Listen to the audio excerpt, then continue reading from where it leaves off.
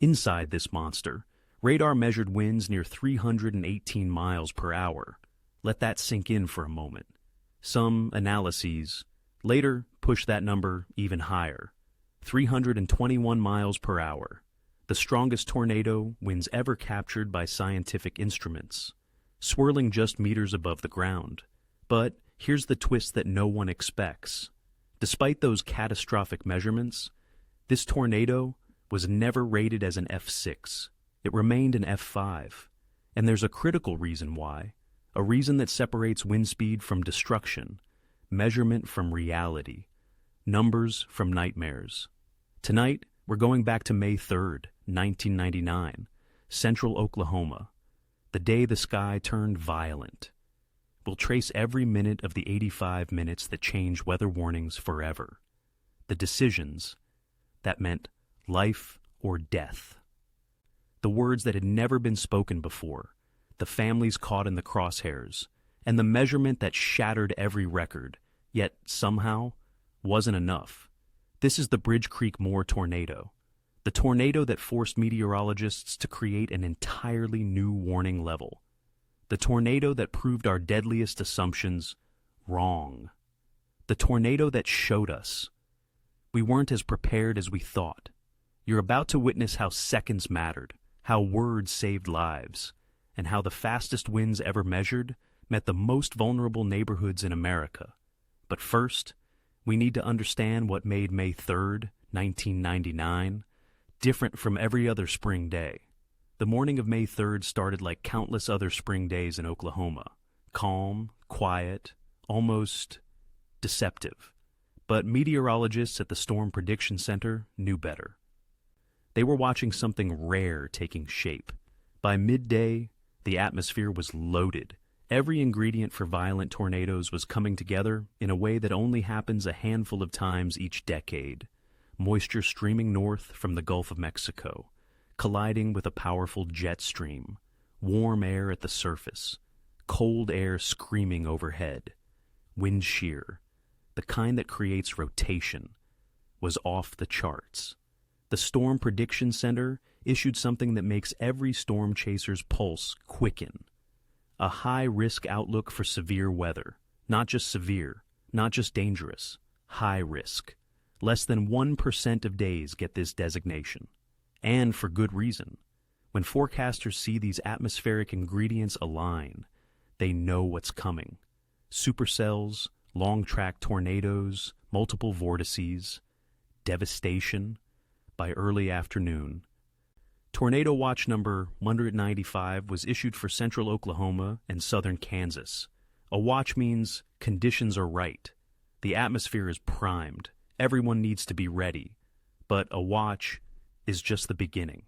At 4:15 in the afternoon, the National Weather Service office in Norman, Oklahoma, issued the first severe thunderstorm warning of the day. Storms were beginning to fire. Towering cumulus clouds were exploding upward, punching through 40,000 feet, 50,000 feet, building into monsters. 32 minutes later, at 4:47 p.m., Central Daylight Time, the first tornado warning was issued. The escalation had begun. On radar screens, forecasters watched as hook echoes started to appear. Those telltale signatures, curved appendages on the backside of supercells, marking where rotation was tightening, where tornadoes were trying to form.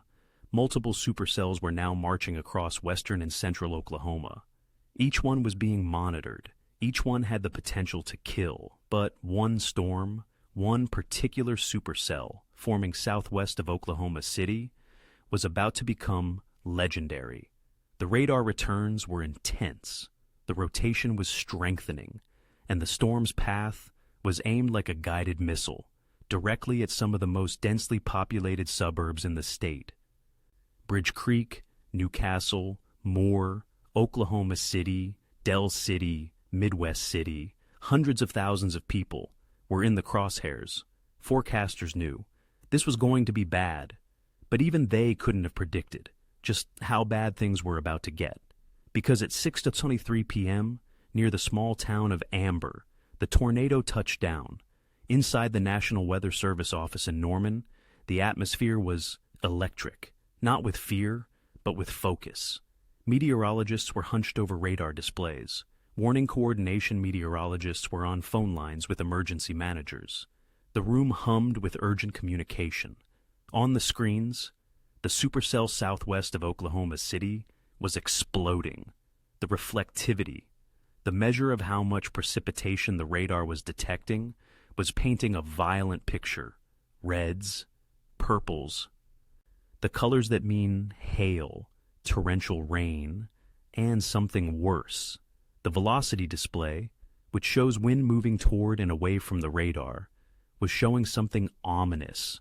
A tight couplet, red and green side by side, winds rotating around a common center, getting tighter, getting faster. This was rotation. This was a mesocyclone. This was the engine of a tornado. At 4:47 p.m., the first tornado warning for this particular supercell was issued. The language was clear, direct, urgent. A tornado warning has been issued. Take shelter now. Move to an interior room on the lowest floor of a sturdy building. Avoid windows. But this was just one supercell. Across the state, multiple tornado warnings were in effect. Oklahoma was under siege. Storm chasers, some with years of experience. Some rookies drawn by the adrenaline and the science were positioning themselves. They knew this was a historic outbreak in the making. Doppler on wheels units, mobile radar trucks operated by researchers, were racing toward the strongest storms. These units could get close, closer than any fixed radar, close enough to sample the core winds, the true power of these tornadoes. And they were about to measure something that would rewrite the record books. At 6:23 p.m., near Amber, Oklahoma, and southwest of Bridge Creek, witnesses saw the wall cloud lowering, rotating, churning, and then it touched down, not as a thin rope, not as a narrow funnel, but as a wide, violent, churning mass of debris and destruction, a wedge tornado, wider than it was tall, the kind that means catastrophic damage, the kind that erases neighborhoods. The tornado was on the ground, and it was intensifying. People near Amber, those who could see it forming, described a feeling of dread, of watching something primal and unstoppable come to life. One survivor later said, "It looked like the whole sky was rotating, not just the funnel, the entire sky, and it was coming, straight at us." The tornado was moving northeast, 35, 40 miles per hour. Fast for a tornado, too fast to outrun in congested areas, too fast for people to make mistakes. And the question on everyone's mind was, how strong is this thing? How fast are the winds really spinning? That answer was coming soon, and it would be more terrifying than anyone imagined. The tornado that touched down near Amber at 6:23 p.m. didn't waste time. Within minutes, it was carved out of the wall cloud completely. No longer a developing funnel, no longer a maybe. This was real. This was violent. This was an F5 in the making. Witnesses described it as a dark mass, not the classic gray funnel you see in textbooks, but a churning, debris-filled, roaring wall of destruction. Mud, wood, metal, vegetation, all of it shredded and suspended in winds that were accelerating by the second. The condensation funnel, the visible part of the tornado, was wide. So wide that people couldn't see both edges at once. This wasn't just a tornado. This was a meat grinder stretching across the landscape. Meteorologists have a term for this: a wedge tornado. When the funnel is wider than the distance from the ground to the cloud base. When it looks less like a funnel and more like a moving wall. Wedge tornadoes are rare, and they're almost always violent. F4 or F5 intensity. Winds over 200 miles per hour. Catastrophic damage. And this one was just getting started. As the tornado moved northeast toward Bridge Creek, it began to intensify. The rotation tightened. The winds accelerated. The debris cloud grew thicker, darker.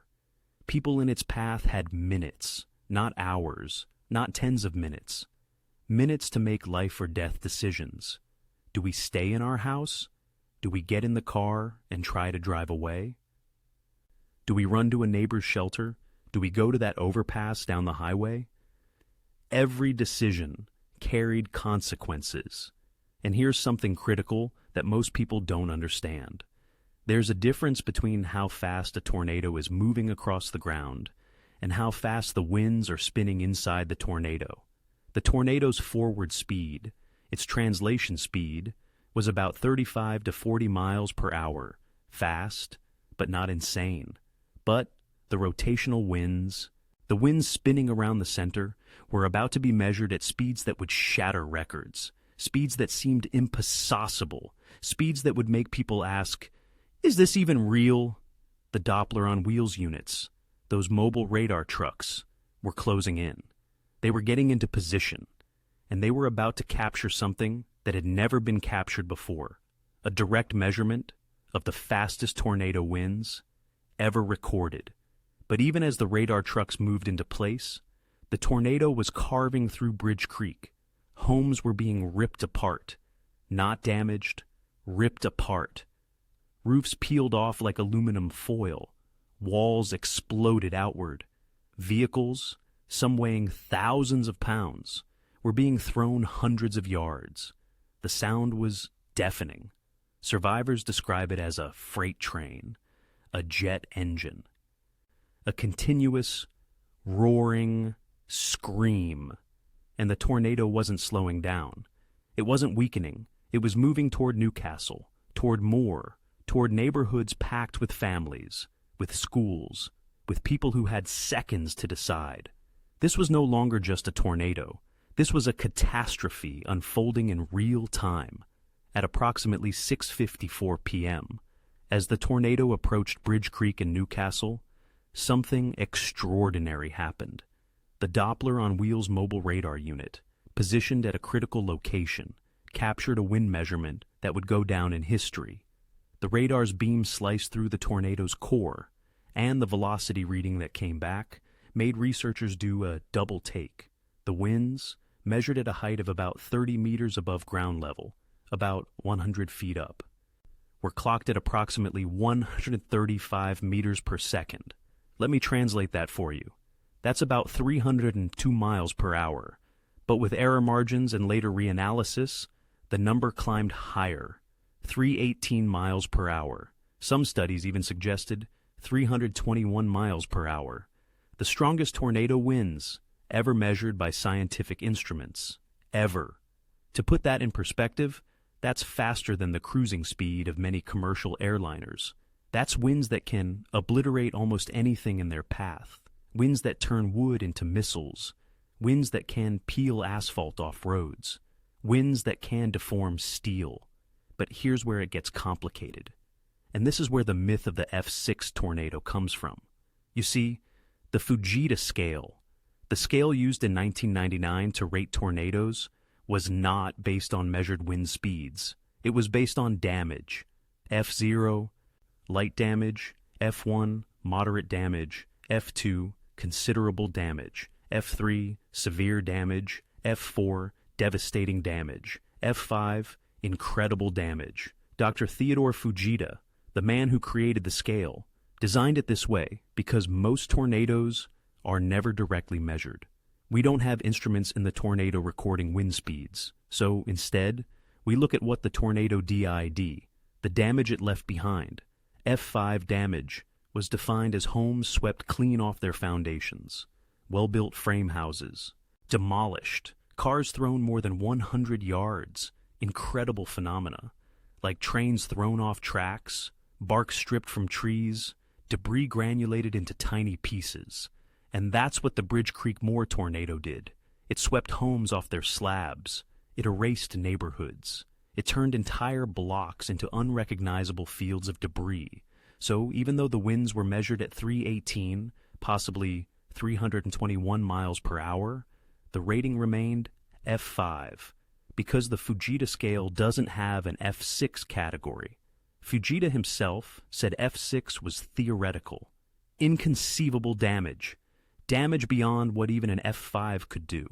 And the truth is, Once you're at F5 winds, once you're sweeping homes off foundations and granulating debris, there's not much more damage a tornado can do.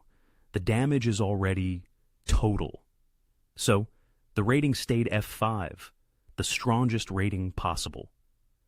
Even with the fastest winds ever measured, this is critical to understand, because after this tornado, people started asking, why wasn't this an F6?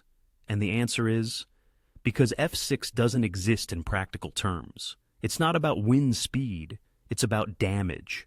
The winds were record-breaking. The damage was F5. The rating was F5.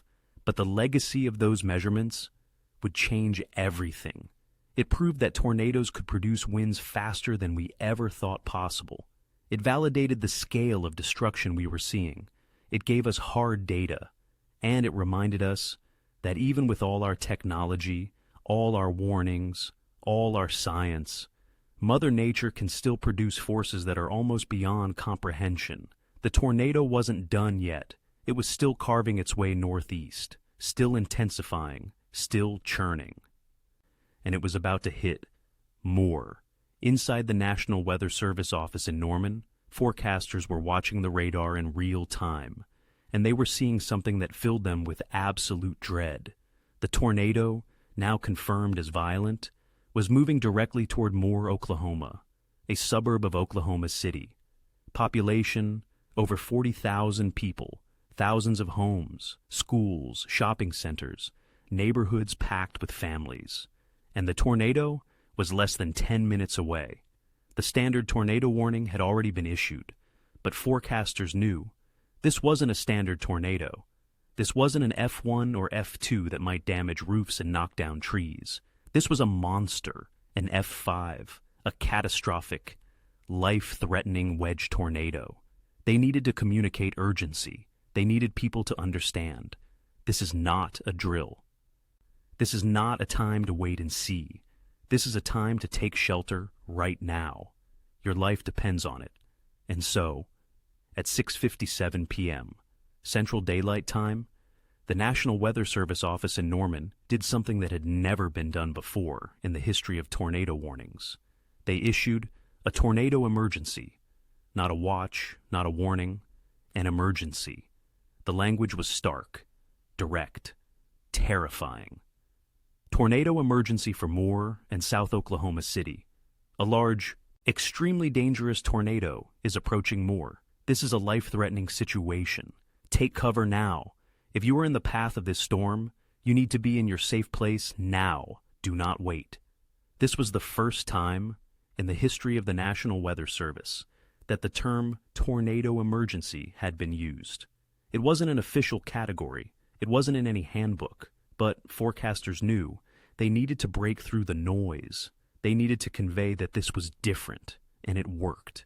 People who heard that warning later said it was the tone that got them moving. The words tornado emergency cut through the complacency. It made them stop what they were doing and get to shelter.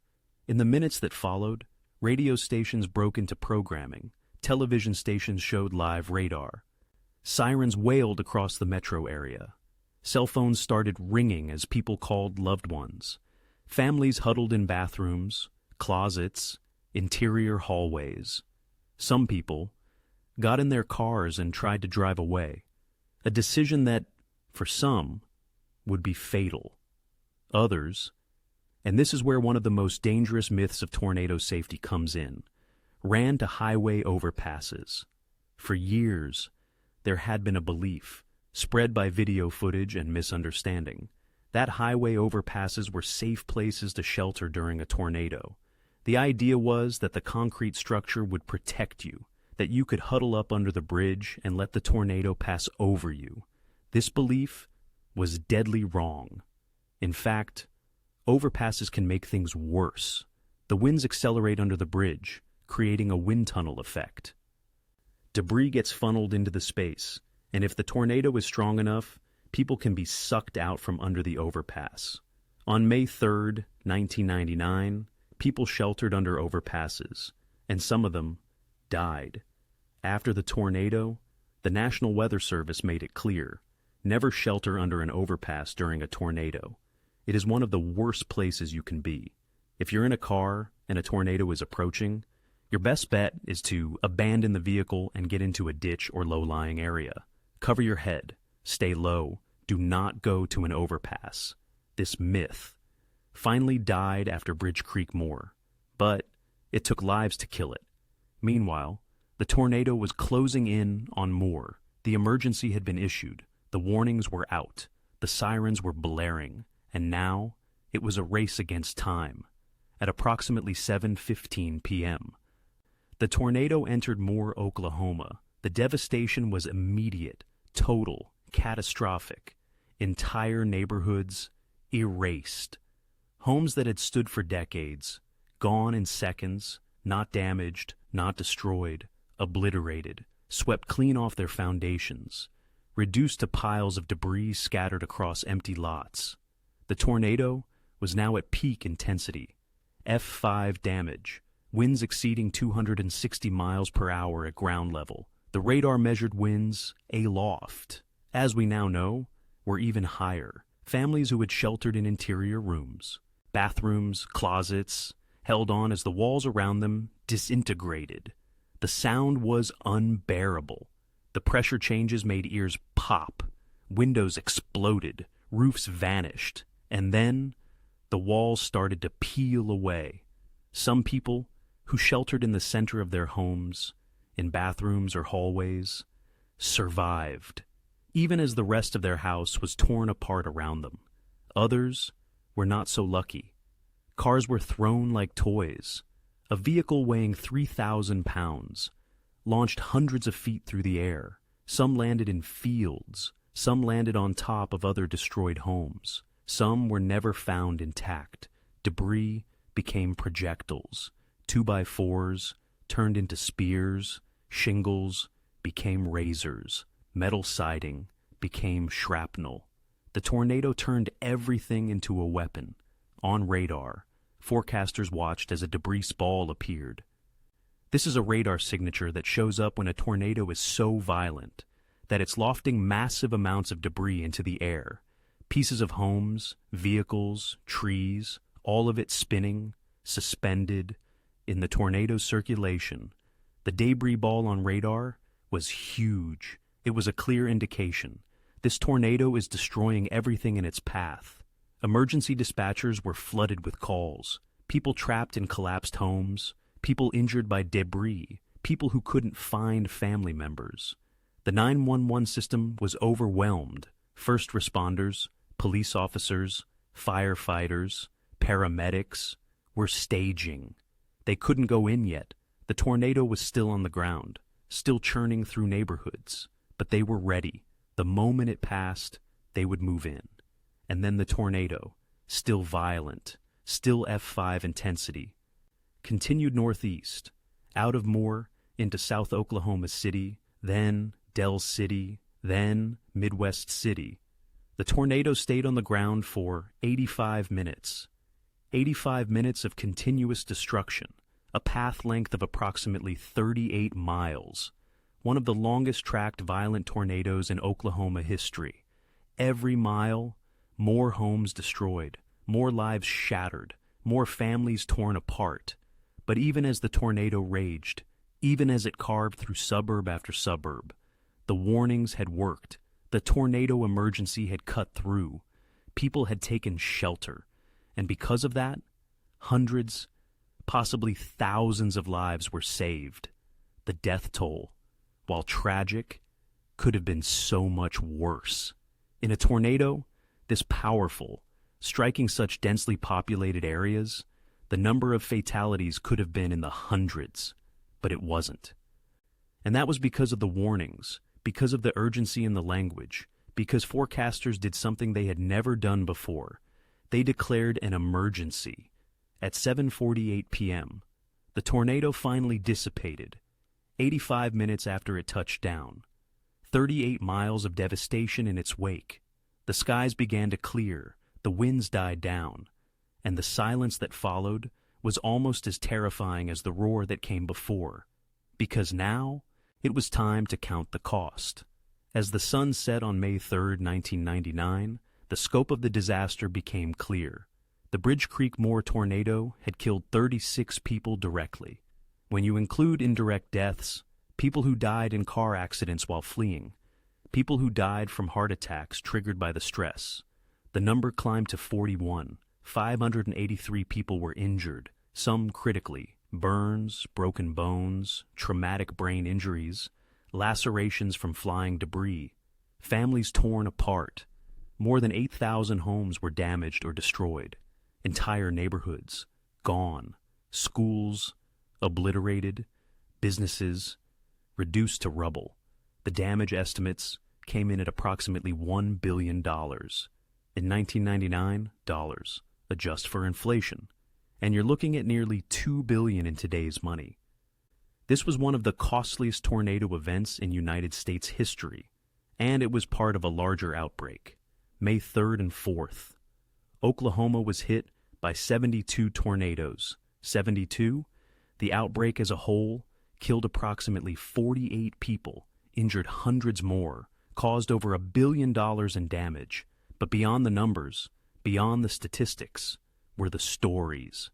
The family who sheltered in their bathtub and watched their entire house disintegrate around them. They survived with minor injuries. The bathtub stayed intact. Everything else was gone. The man who ignored the warnings thought he could ride it out in his living room. His body was found 200 yards away, thrown by the tornado. The mother who grabbed her 2 children and ran to the neighbor's storm shelter. Her house was swept off the foundation. The shelter saved their lives. And then there were the people who made the wrong choice, the ones who thought highway overpasses were safe. Several people sheltered under overpasses during the Bridge Creek Moor tornado. Some of them died. Others were critically injured, thrown by the winds, hit by debris. The overpass did not protect them. In some cases, it made things worse. After the tornado, the National Weather Service launched a public education campaign. The message was clear, unambiguous. Never shelter under a highway overpass during a tornado. It is not safe. The winds accelerate under the bridge. Debris gets funneled into the space. You are exposed, not protected. If you're caught in a car with no time to get to a building, your best option is to abandon the vehicle, get into a ditch or low-lying area, lie flat. Cover your head and neck with your hands, and pray. It's not a great option, but it's better than an overpass. This myth that overpasses are safe had been spread by video footage from an earlier tornado, footage that showed people surviving under a bridge. What the video didn't show was that those people got lucky. The tornado was weaker. They were in a specific position. And even then, some of them were injured. Bridge Creek Moor finally put that myth to rest, but it cost lives to do it. The other lesson from the tornado, the one that changed tornado warnings forever, was the success of the tornado emergency wording. Forecasters at the Norman Weather Service office took a risk that night. They used language that wasn't in the playbook. They created a new warning level, on the fly, because they knew the standard warning wasn't enough. And it worked. Post-event surveys showed that people who heard the tornado emergency wording took it more seriously. They sheltered faster. They made better decisions. In the years that followed, tornado emergency became an official tool. It's now used regularly when a violent tornado is confirmed and moving toward a populated area. It has saved countless lives. Bridge Creek Moor taught us how to communicate danger more effectively. It taught us that words matter, that urgency matters, that when the situation is life or death, we need to say that. And it taught us that even with all our technology, all our warnings, all our science, tornadoes remain one of the most terrifying forces on Earth. The Bridge Creek Moor tornado, as catastrophic as it was, wasn't the only tornado that day. May 3rd, 1999, was an outbreak. One of the largest tornado outbreaks in Oklahoma history. 72 tornadoes touched down across Oklahoma between May 3rd and May 4th. 72. Some were brief, some were weak, but several were violent. F4 and F5 intensity. The outbreak stretched from southwest Oklahoma all the way to the Kansas border. Multiple supercells, multiple tornado warnings. Emergency managers across the state were overwhelmed. In addition to the Bridge Creek Moore F5, there was another F5 tornado that night, near Mulhall, Oklahoma. That tornado was captured on video by storm chasers. The footage shows a massive wedge, churning across open farmland. Fortunately, it stayed mostly in rural areas. The death toll from that tornado was lower, but the power was just as terrifying. Storm chasers that night described it as the most active, most intense tornado outbreak they had ever witnessed. The skies were filled with supercells. Lightning was constant, and tornado after tornado dropped from the clouds. For the National Weather Service offices across Oklahoma, it was the longest night of their careers. Forecasters were issuing warning after warning, updating tracks, coordinating with emergency management, trying to keep people safe. By the time the sun rose on May 4th, the storms had finally moved east. Oklahoma was left to count its dead, treat its injured, and survey the damage. Aerial footage from the morning of May 4th showed swaths of destruction cutting through central Oklahoma. You could see the tornado paths from the air, lines of devastation where homes used to stand, fields covered in debris, trees stripped bare in Moore. Entire blocks were unrecognizable. Foundations were all that remained. Debris was piled 10 feet high in some places. Cars were mangled beyond recognition. Personal belongings scattered for miles. The community response was immediate. Neighbors helping neighbors. Volunteers pouring in from across the state. Churches setting up shelters. The Red Cross distributing food and water and supplies. But the scale of the destruction was overwhelming. It would take months to clear the debris, years to rebuild, and for some families, for those who lost loved ones, the scars would never fully heal. This was more than just a weather event.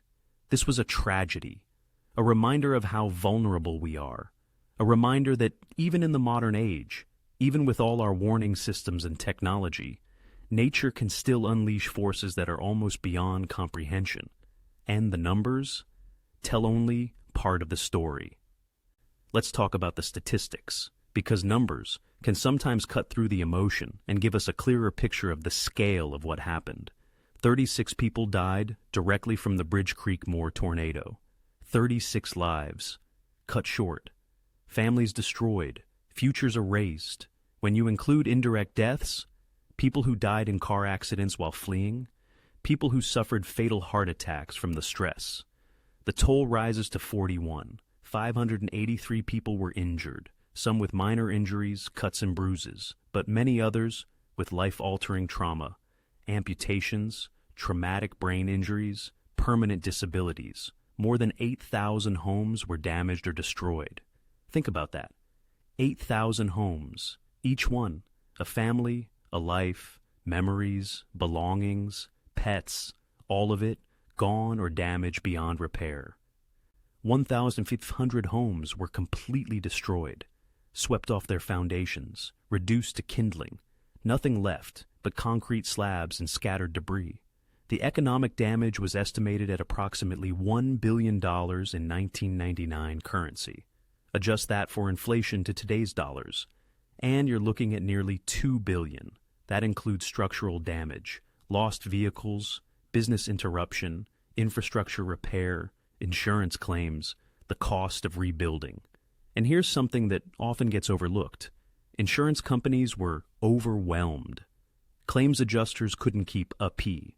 Some families waited months for their claims to be processed, living in temporary housing, uncertainty about their futures. But the wider outbreak, May 3rd and 4th combined, pushed the numbers even higher. 48 people died across the outbreak. Over 1,000 people were injured. The damage estimates exceeded $1 billion across the entire event. And remember, this was one outbreak. 2 days. Oklahoma is hit by tornadoes every year. But this was exceptional. This was a reminder that sometimes nature doesn't just nudge us. It hits us with everything it has. From a meteorological standpoint, the data collected during Bridge Creek Moor was invaluable. The Doppler on wheels measurements, the 318 mile per hour winds, possibly 321, gave scientists hard data on just how powerful tornadoes can be. It validated damage-based ratings. It helped refine our understanding of tornado wind speeds. The tornado emergency wording, used for the first time, proved that language matters, that when lives are at stake, we need to communicate urgency in ways that cut through complacency. And the overpass myth, finally, was put to rest. Post-storm education campaigns made it clear. Overpasses are not safe, lives were lost, but the lesson was learned. But numbers and data only tell part of the story. The real story is in the lives affected, the families who survived, the communities that rebuilt, the resilience of people who faced the worst and kept going. So, what did we learn from the Bridge Creek Moor tornado? What changed in the years that followed? What is its legacy? Let's start with the most important one, the formalization of the tornado emergency warning level. Before May 3, 1999, there were tornado watches and tornado warnings. A watch meant conditions were favorable. A warning meant a tornado was imminent or occurring. That was it. But forecasters at Norman realized, sometimes a warning isn't enough. Sometimes you need to convey that this isn't just any tornado. This is a catastrophic, life-threatening situation. This is an emergency. After Bridge Creek Moor, the National Weather Service formally adopted tornado emergency as a warning enhancement. It's now used when a violent tornado is confirmed and is moving toward a densely populated area. Since 1999, tornado emergencies have been issued dozens of times across the United States, and every time, they get people's attention. They cut through the noise. They save lives. The Joplin, Missouri tornado of 2011, a tornado emergency was issued. The El Reno tornado of 2013, tornado emergency. The Moore tornado of 2013. Yes, Moore was hit again by an EF5, tornado emergency. Each time, the language worked. People took shelter.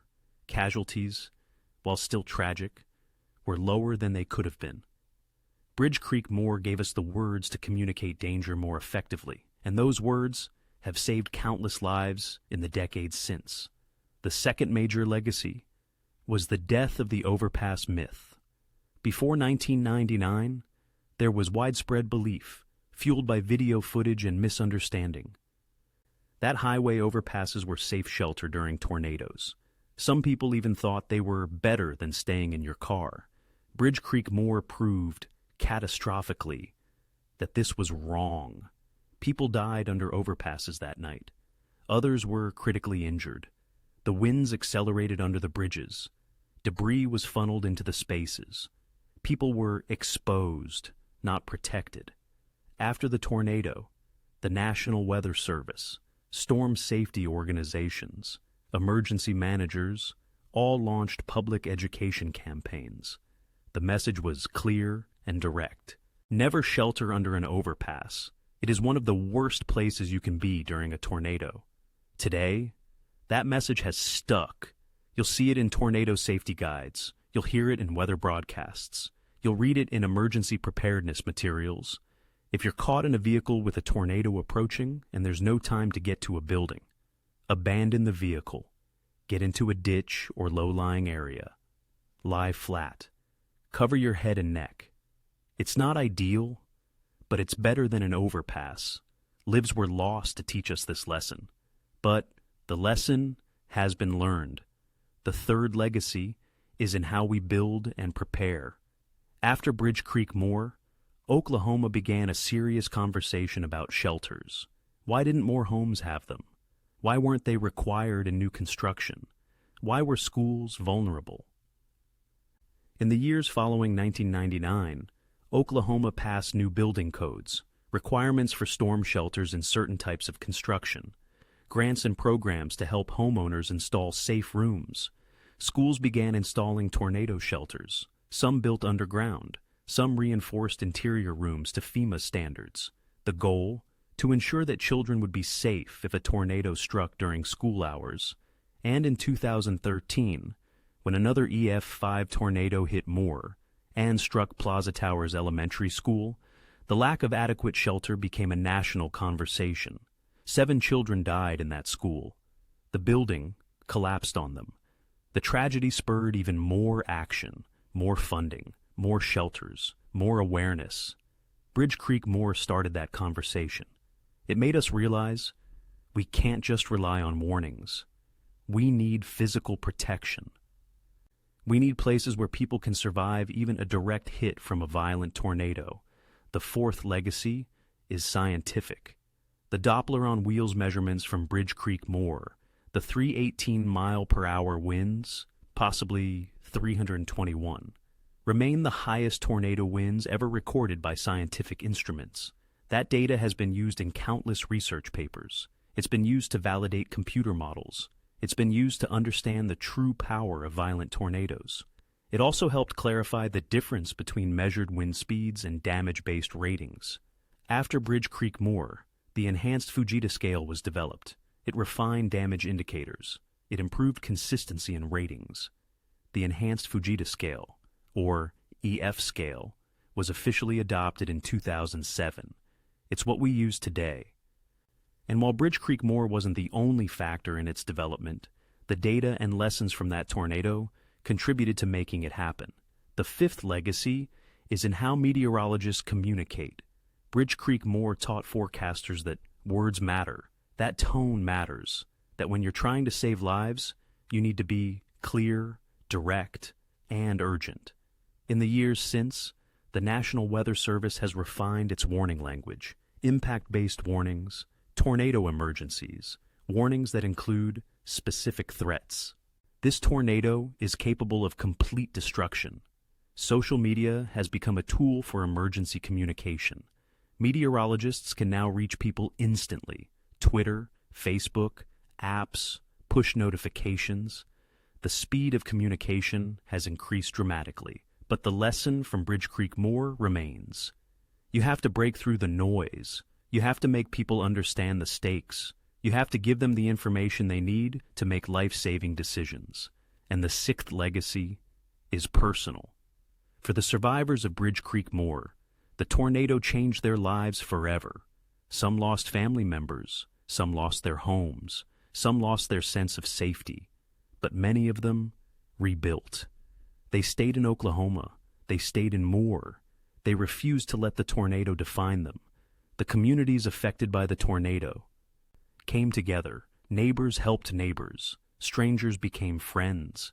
The resilience of the human spirit was on full display. And for the meteorologists who issued the warnings that night, for the forecasters who made the decision to use tornado emergency for the first time, they carry the weight of that decision. They know. Their words saved lives, but they also know not everyone survived. It's a burden and a responsibility, and it drives them every single day to do better, to warn earlier, to communicate more clearly, to give people the best possible chance to survive. There's a question that comes up again and again when people learn about the Bridge Creek Moore tornado. If the winds were measured at 318 miles per hour, possibly 321, why wasn't it rated F6? We've touched on this already.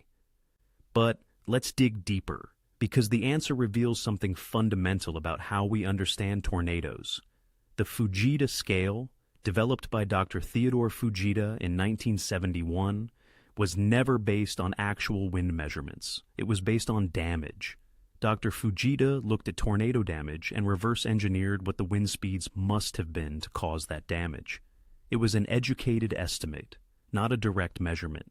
F0 tornadoes, light damage, estimated winds 40 to 72 miles per hour, broken branches, damaged signs, minor roof damage. F1 tornadoes, moderate damage, estimated winds 73 to 112 miles per hour, roofs partially removed, mobile homes pushed off foundations. F2 tornadoes, considerable damage, estimated winds 113 to 157 miles per hour, roofs torn off frame houses, large trees snapped, mobile homes demolished, F3 tornadoes. This severe damage. Estimated winds 158 to 206 miles per hour. Roofs and walls torn off well-constructed houses. Trains overturned. Cars lifted and thrown. F4 tornadoes. Devastating damage. Estimated winds 207 to 260 miles per hour. Well-constructed houses leveled. Structures with weak foundations blown away. Cars thrown considerable distances. And F5, incredible damage. Estimated winds 261 to 318 miles per hour. Strong frame houses lifted off foundations and carried considerable distances. Automobile-sized missiles fly through the air. Trees debarked. Incredible phenomena occur. F6 was theoretically defined as inconceivable damage, with winds 319 to 379 miles per hour. But Dr. Fujita himself said, F6 damage is essentially impossible to distinguish from F5 damage, because once you've swept a house completely off its foundation and granulated the debris, what more can a tornado do? You can't destroy something more than completely destroyed. So even though Bridge Creek Moor had measured winds that exceeded the F5 threshold, even though those winds technically fell into the F6 range, the damage was F5. And since the scale is based on damage, the rating remained F5. This is where the enhanced Fujita scale, introduced in 2007, made improvements. The EF scale has more refined damage indicators, better engineering analysis, more consistency. But even on the EF scale, there's no practical EF6. EF5 is the maximum, winds exceeding 200 miles per hour. Incredible damage. That's IT. Because at that level, buildings are destroyed, vehicles are thrown, trees are obliterated. There's no higher level of destruction that's meaningfully different. The Bridge Creek Moor tornado had the fastest measured winds, but the damage it caused, as catastrophic as it was F5, and that's the rating that stuck. But here's the thing that keeps meteorologists up at night. If Bridge Creek Moor produced winds of 318 to 321 miles per hour, and it was only an F5, what would an actual F6 look like? What kind of monster would it take to produce inconceivable damage? The answer is that we hope we never find out, because Bridge Creek Moor showed us the limits of what communities can withstand. It showed us that even with warnings, even with shelters, even with preparation, violent tornadoes can still cause catastrophic loss of life. And if something worse than Bridge Creek Moor ever occurs, if a tornado with similar winds strikes a major city with less warning time, the casualties could be unthinkable. That's why the lessons from May 3rd, 1999 are so critical. That's why we've invested in better warning systems, better communication, better shelters, better education, because we know it could happen again. Tornadoes don't care about our plans. They don't care about our technology. They are forces of nature, powerful, unpredictable, deadly. All we can do is be prepared. Heed the warnings, take shelter, and hope that we never see winds like those again. Let's talk about time, because in the world of tornado warnings, time is everything. On May 3rd, 1999, the tornado warning for the Bridge Creek Moor supercell was issued at 4:47 p.m. The tornado touched down at 6:23 p.m. That's over an hour and a half of lead time. But here's the thing. That warning was for the supercell, not specifically for the tornado, because tornadoes are unpredictable. A supercell might produce a tornado, or it might not. And if it does, it might happen in 5 minutes, or 50. When the tornado actually formed near Amber at 6:23 p.m., people in Bridge Creek, in Moore, in South Oklahoma City, had about 30 to 40 minutes of warning that a violent tornado was heading their way. That's better than most tornado events. The average tornado warning lead time in 1999 was about 13 minutes. Today, it's closer to 15 minutes. 30 to 40 minutes sounds like a lot, but here's what you have to do in those 30 to 40 minutes. You have to hear the warning. Not everyone has their TV on. Not everyone is listening to the radio. Some people are at work. Some are driving. Some are outside. Getting the warning to people is the first challenge. Then you have to process the warning. Is this for me? Is the tornado coming to my area? How much time do I have? What should I do? Then you have to make decisions. Do I shelter in place? Do I try to drive somewhere? Do I grab important documents? Do I get my kids from school? Do I warn my neighbors? Then you have to act. Get to your safe place. Interior room, lowest floor, away from windows. Cover yourself. Wait, all of that takes time. And in a chaotic situation, with sirens blaring and children crying and the sky turning green, time moves differently. What feels like 10 minutes might only be 5. On May 3rd, 1999, the people of Moore had about 16 minutes from the time the tornado emergency was issued at 6:57 p.m. to the time the tornado struck around 7:15 p.m. 16 minutes to hear the warning, to understand it, to get to safety, to potentially save your life. Some families used those 16 minutes perfectly. They got to their shelters. They protected their children. They survived. Others didn't get the warning in time, or didn't understand the severity, or made the wrong choice. And some of them died. 16 minutes. It's the difference between life and death. Today, meteorologists are working to extend that lead time. Better radar technology, better computer models, better understanding of storm behavior. But there's a limit. Tornadoes can form rapidly. A tornado can go from non-existent to violent in a matter of minutes. Even with perfect technology, we'll never have hours of lead time for every tornado. That's why what you do with the time you have matters so much. If you hear a tornado warning for your area, don't wait. Don't look outside to see if you can see the tornado. Don't check social media to see if others are reporting it. Don't grab photo albums or valuables. Get to your safe place, now. Every second counts. Have a plan before severe weather threatens. Know where your safe place is. Interior room, lowest floor, preferably a basement or storm shelter. Away from windows. Under something sturdy if possible. Have supplies in your safe place. Flashlight, battery-powered radio, first aid kit, water, shoes, helmet, pillows or blankets to cover yourself. Practice your plan, especially if you have children. Make it a drill, make it routine. So, when the real warning comes, everyone knows what to do. No confusion, no panic, and most importantly, believe the warnings. Don't think it won't happen to me. Don't think tornadoes never hit my neighborhood. Don't think I've lived here my whole life and never seen one. Bridge Creek Moore hit neighborhoods that had never been hit before. It struck areas that people thought were safe. It proved that tornadoes don't follow rules. They don't care about history. They don't care about odds.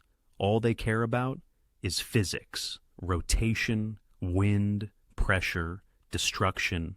If you're warned, take it seriously. Use every minute you have. Because those minutes could save your life. We've talked about the statistics, the wind speeds, the damage costs, the death toll, but numbers can sometimes obscure the human reality of what happened on May 3rd, 1999. Behind every statistic is a story, a family, a life. The young couple who had just bought their first home in Moore. They were so excited. It was a starter home, nothing fancy, but it was theirs. They had closing just weeks before the tornado. Their house was completely destroyed, swept off the foundation. They never found some of their belongings, but they survived, and they rebuilt, on the same lot. The elderly man who refused to leave his home. His wife had died years earlier. The house was filled with memories, 40 years of memories. His children begged him to go to a shelter. He refused. "I've survived tornadoes before," he said. "I'll survive this one." He didn't. His body was found in the rubble. The house and the memories were gone. The teacher who stayed late at school to prepare for the next day's lessons. She heard the warnings. She thought about leaving. but she decided to shelter in the school, in an interior hallway. The tornado struck the building. Parts of the roof collapsed. She was trapped under debris for hours. Rescuers found her after midnight, broken leg, bruised ribs, but alive. She never taught in that building again. It was torn down. The storm chaser who captured footage of the tornado. He was experienced. He knew how to position himself safely. He filmed the wedge as it approached Bridge Creek. The video is haunting. You can hear the roar. You can see the debris flying. You can see the devastation happening in real time. He submitted the footage to researchers. It's been used in documentaries, in educational materials, in warnings to show people what an F5 looks like. He said later, "I've chased hundreds of tornadoes, but that one still gives me nightmares." The family who piled into their bathtub with a mattress over their heads, parents and 3 kids. They listened as the roar grew louder. The walls shook. The roof peeled away. The pressure made their ears pop, and then silence. When they climbed out, the bathroom was the only room left standing. Everything else, gone. The kids thought it was an adventure. The parents knew. They had come within seconds of dying. The firefighter who responded to the aftermath. He'd been a first responder for 15 years. He'd seen car accidents, house fires, medical emergencies, but nothing prepared him for what he saw that night. Entire neighborhoods erased, people wandering in shock, children crying for parents, debris piled stories high. He spent 12 hours straight doing search and rescue, pulling people from rubble, comforting the injured, finding the dead. He retired 2 years later, said he couldn't do it anymore. The images from that night never left him. These are the real stories of Bridge Creek Moor, not just statistics, not just damage estimates, but lives, fundamentally altered, forever changed. And here's the thing. Similar stories play out every year during tornado season, because tornadoes don't stop. They don't care that we've learned lessons. They don't care that we have better warnings. Every year, communities are hit, families are devastated, lives are lost. The question is, what will you do when it's your turn, when the warning is issued for your county, when you have 16 minutes, or 6 minutes, or no minutes? Will you be prepared? Will you have a plan? Will you take it seriously? Because the people of Moore, many of them thought they were safe. They thought tornadoes happened to other people in other places. And then, in 85 minutes, their world was destroyed. Don't let that be you. Let's talk about the technology that made a difference on May 3rd, 1999. Because while the tornado was a force of nature, the warnings were a triumph of science. First, radar.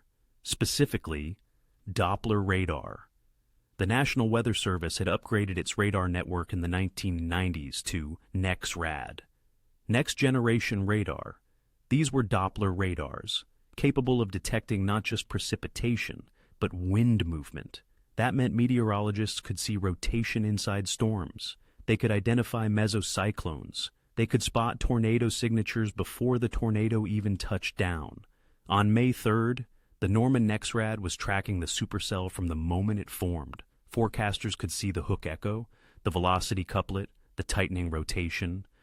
That's how they were able to issue tornado warnings with significant lead time. The radar told them what was happening inside the storm. But NEXRAD has limitations. It's a fixed-site radar. It's miles away from the storm. Its beam is shooting up into the storm, not scanning the lowest levels where the tornado actually forms.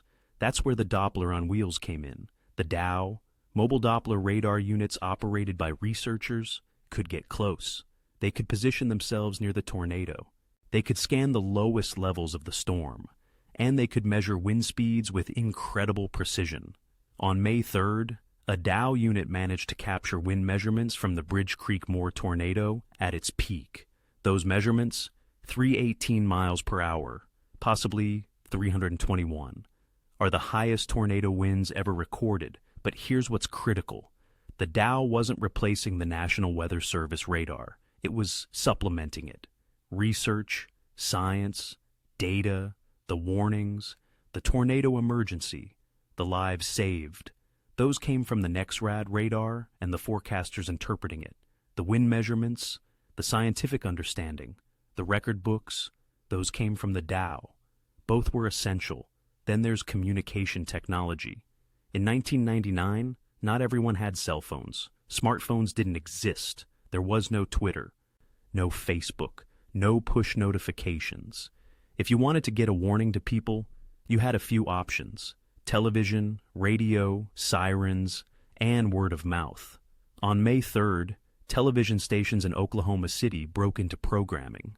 They showed live radar. Meteorologists explained what was happening, where the tornado was, where it was heading. Radio stations did the same. DJs stopped playing music. They broadcast warnings. They gave updates.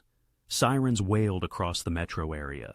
The sound, that rising and falling wail, is something that sticks with people. It's a sound that means danger. Take shelter now. And people called each other. There's a tornado coming. Get to the shelter now. Family members, friends, neighbors, the network of human communication, spreading the warning faster than any technology could. Today, we have more tools. Weather apps, push notifications, social media, text alerts, wireless emergency alerts sent directly to your phone. But the core technology, Doppler radar, remains the same.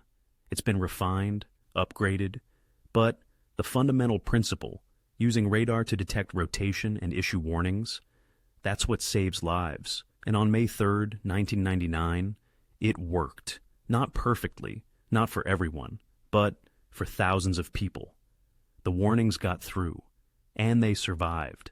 Despite everything we've learned from Bridge Creek Moor, despite all the research and the data and the lessons, there are still things we don't know about tornadoes. We don't know exactly how tornadoes form. We know the conditions that lead to them. We know that supercells with rotating updrafts, mesocyclones, are the parent storms. We know that wind shear and instability are critical, but the exact mechanism, the moment when rotation at mid-levels of the storm descends to the ground and becomes a tornado, we still don't fully understand it. Some supercells produce tornadoes. Others, with seemingly identical conditions, don't.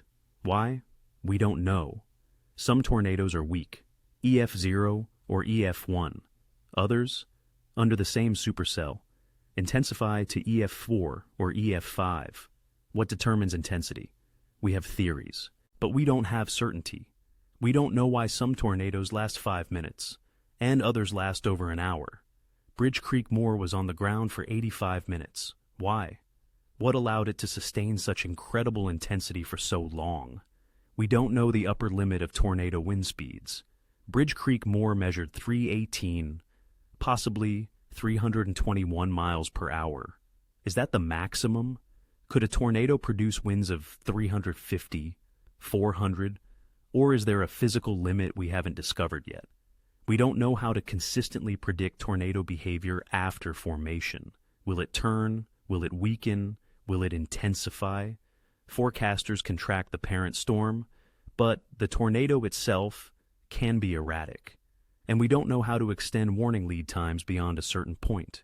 Right now, average lead time is about 15 minutes. Could we get to 30 minutes, an hour, or is there a fundamental limit to how far in advance we can predict tornado genesis? These unknowns keep researchers working. They drive funding for new radar systems. They push the development of better computer models. They motivate scientists to keep studying these storms, because every tornado is an opportunity to learn, to gather data, to refine our understanding. Bridge Creek Moor gave us incredible data, the wind measurements, the damage surveys, the warning performance, the human response. But it also reminded us how much we still don't know. And until we have answers, until we can predict tornadoes with perfect accuracy and give people hours of lead time, we'll continue to rely on the tools we have: radar, warnings, shelters, preparation, and the hope that when the next Bridge Creek Moor happens, Whenever and wherever that is, we'll be ready. May 3rd, 1999. The Bridge Creek Moor tornado. 85 minutes of fury. 38 miles of destruction. Winds measured at 318, possibly 321 miles per hour. 36 lives lost. Hundreds injured, thousands displaced. But also, a turning point. The first tornado emergency. The formalization of a warning level that has saved countless lives since. The death of the overpass myth. A dangerous belief. Finally put to rest. The fastest tornado winds ever measured. Data that advanced our scientific understanding. Lessons in preparation. In communication. In resilience. Bridge Creek Moor was a tragedy. There's no other word for it. Families were destroyed. Communities were devastated. Lives were forever changed. But it was also a catalyst. It forced us to examine our warning systems, our shelter standards, our public education, our assumptions. And in the years since, we've improved, not perfectly, not enough to prevent all deaths, but enough to make a difference. When the Joplin tornado struck in 2011, the tornado emergency helped save lives. When Moore was hit again in 2013, better warning language and improved shelters reduced casualties. When tornadoes strike today, forecasters have better tools, better language, better understanding. All of that traces back to lessons learned from storms like Bridge Creek Moor. The tornado itself is a reminder of nature's power, of forces beyond our control, of the fragility of human life in the face of atmospheric violence. But the response to the tornado, the warnings, the rescues, the rebuilding, the changes, that's a reminder of human resilience, of our ability to adapt, to learn, to come together in crisis. If you take anything from this story, let it be this. Tornadoes are real, they are deadly, and they can happen to you. But warnings work. Preparation matters. Shelters save lives. When you hear a tornado warning, take it seriously. Get to your safe place. Protect yourself and your loved ones. Don't think it won't happen to you, because the people of Moore thought the same thing until May 3rd, 1999, when the sky turned black, the winds howled, and the strongest tornado ever measured came to their neighborhood. 85 minutes that changed tornado warnings forever. 85 minutes that reminded us we are not in control. 85 minutes of nature's fury. This was the Bridge Creek Moor tornado.